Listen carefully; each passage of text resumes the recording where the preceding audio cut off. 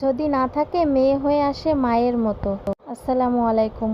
কারণ আমার মেয়েকে আমি খাওয়ানোর জন্য খাবার নিয়ে এসেছি। আমার মেয়ে আমাকে খাইয়ে দিচ্ছে। আজকে প্রথম মেয়ের হাতে খেলাম, যেন মনে হলো মা এসে আমাকে খাইয়ে দিচ্ছে। আমি আমার মেয়েকে বললাম তুমি খাও, তা বলছে না তুমি খাও আজকে। আমি বললাম অল্প একটু খাও, তা বলছে ঠিক আছে আমি অল্প খাচ্ছি।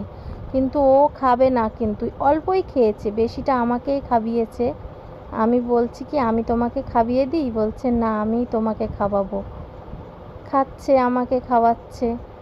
আমি একটু চেষ্টা করলাম খাওয়ানোর জন্য, কিন্তু পারলাম না, খেলোই না আমার হাত থেকে। ও আমাকেই খাইয়ে দিচ্ছে। এই জন্য বললাম আমার মা নেই, আমার মা অনেক দিন হচ্ছে আমাকে রেখে চলে গেছে আল্লাহর কাছে।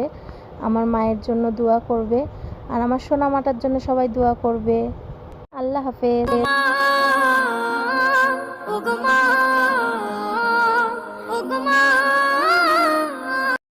মা যদি না